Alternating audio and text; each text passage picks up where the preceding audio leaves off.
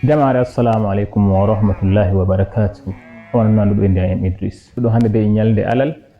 ashirin e ɗiɗi lewru ndu jundu gonɗe nder mayru hande. Maɗa fata ko wano jamo. Jamaare nane goɗɗum habar hewtotomi Kenya ala sara wodi wato fulɓe bandiraɓe meɗen ɓe anduɗen sosai nder ɓogoyanci wuttuduɓe da unda ɓe ha ɓe ngari mbarani na ewo ɗo dow shangol nder yahara Benue. Nane koye meddi maɓɓe mo mi meddi o nder duttien maɓɓe wiyan ceya ko ɓe jehi dey nder jemma e nder niɓɓardu amma hayde ɓe kewi ɓe limi nagge 200. To nane dey mi wayri no subaka ɓe dillay ɓe coɗoto e soja en ɓe jaha en hocca fotoji majji. Joni haka dey min deni amin to Allah lamiɗo jaɓi to ɓe coɓɓoake. Allah tan andi noye wonɗo hon tunda joni nyalawma yi'ata komi kamma komi fu filiri woni. So ginno en toro Allah lamiɗo wadana en ƙarshe iri nde hunde. En toro Allah lamiɗo kamma wato hokkaɓe ko ɓuri ɗum. Wonɓe na'i ko ndurowo nagge to wi nagge 200 ɗon andi wato adadi nayi ɗi wiyata 200. Kulgiɗa wi wato yandere go i wari nagge har nayi 200 nder saccarel go'otel to lalli wonde nde hewti to nde hewti muni ɗum waɗi muni kama ginnon jama'are insha Allahu mi hutira ɗum lokaci mo hokkaen nasihaji kanji 3 to video ɗum juuti mi wawa mi senda ɗum waɗa ɗiɗum ginno hon ta yi'i go'otum ngada kokari ngi'a ɗiɗaɓum ɗo hon kama ɗum nasiha ɗum mi hokka en nana en nasiha iyaka to fulɓe Benue taham en nasiha ɗum mi hokkata kullu to woni fuka nder leydi Nigeria. Nasihaji ɗi kanji 3 to mi wonnana en lokaci sosai ko mi yiɗi nasiha ɗum gini mi artira go'otum jama'are bandiraɓe fulɓe iɗum kamati ngaɗen kokari nasiha an to moɗo ga Allah kappullo durowo kappullo jadayɗo e nayi waɗa kokari kap ko watta fuka kap ko hewtiti huto ladde inni waɗani tabbitina hutiri hujja ɗum ko waɗani ma'ana ko nufotomi to warani nagge ta pullo adura warani ma nagge to kap no ɗum waɗata hujuni kewti zamani ɗo en godi wayaji mawɗi ɗum dangantake ko iɗum e waya gonɗa wayaji mawɗi ko shayɗi foto waɗu kokari kocca film majjum kocca video majjum waɗu ka waɗuki kokari ma'ana en gaɗu kokari tabbitinen bandiraɓe meɗen fahimtake ɗum gaba sosai wala no watta ɓe ha ɓe kamɓe ko waɗani ɓe kocca ɓe gaɗa ka turaki ɗum gaɗa ka turanaki bandiraɓe maɓɓe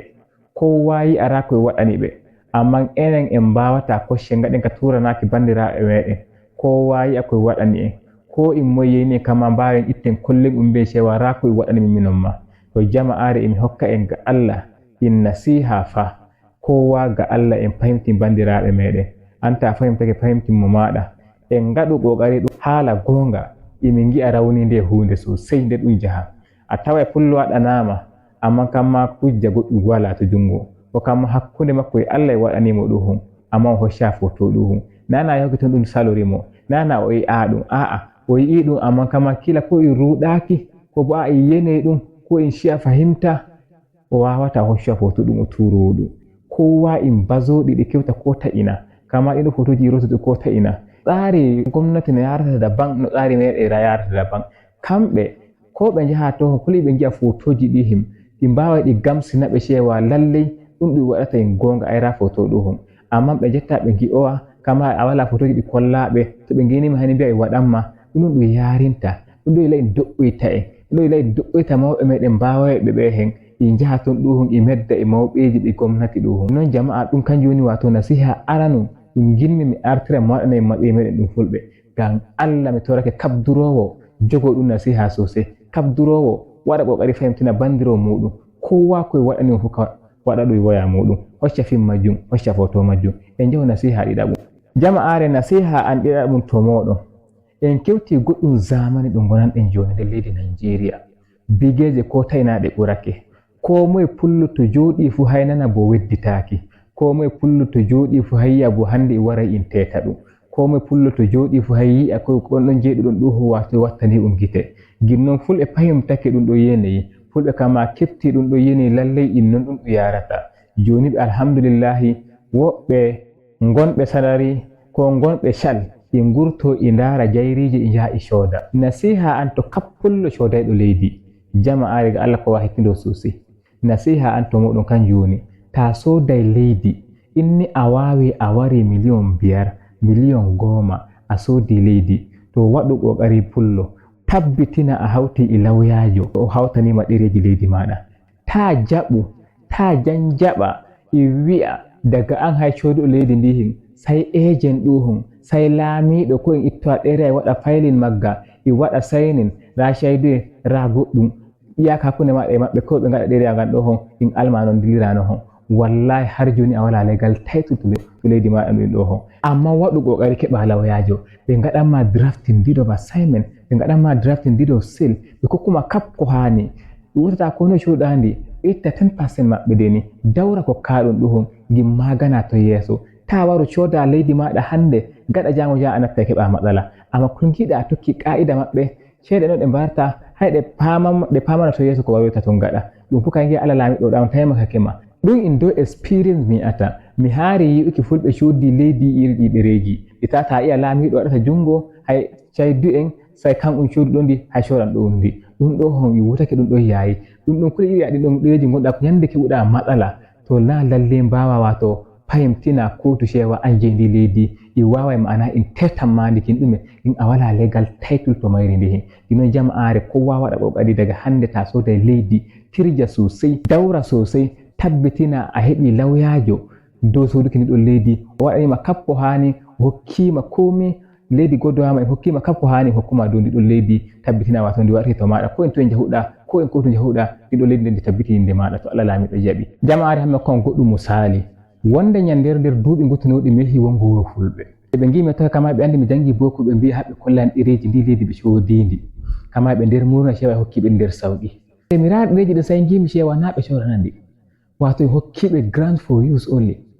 ma'ana laamiɗo leydi ndi koye hokkiɓe izini cewa ɓe godi ɓe jooɗo ɗo hon kama ɓe godi ko ɓe ndema ɗon ɗum hon hay lokaci ɗum ɓe gidama ɓe jaɓa leydi amma kamɓe no ɓe doti cewa en soraniɓe ndi so ayi da lawyaji ɗo hon da ɗum waɗota ko no hon a hokki ceede ma a sika en sodi na en no kama e qa'ida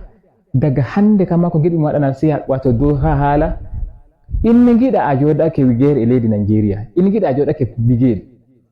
har a ɓuri duuɓi 20 a jooɗi ɗo hon a jooɗi ɗo wala meɗuɗo me tamma kamma a wala ɗereji ndihin kamma a meɗa coda ɗum anni a jooɗi har a ɓuri shekara 20 a ɗo hon shekara 10 woni abu shekara 20 a ɗo jooɗi wala meɗuɗo me tamma ko nyana hay goɗɗo ummo wiya kan jeeni ɗo leydi to waɗu ƙoƙari kamin mbi'a a dillay kamin jofana on ɗon neɗɗo mbiɗo giɗɗi mimma dow ndi ɗon leydi waɗu ƙoƙari wato jeyna lawyajo hokkuma shawara no hani wato gaɗa kamin ko ummoɗa dilla ta wi'a ummoto koye a duuɓi a jooɗi deydi aɗon jooɗi wala meɗo ɓe tamma ko yandere go goɗɗo ummo daga daban wala wi'a kono riwete ndi en giya iri non ɗum ɗum ɗan faaro hammi walla wara goɗɗo ɗo vidéo ngew iri majjum non ɗum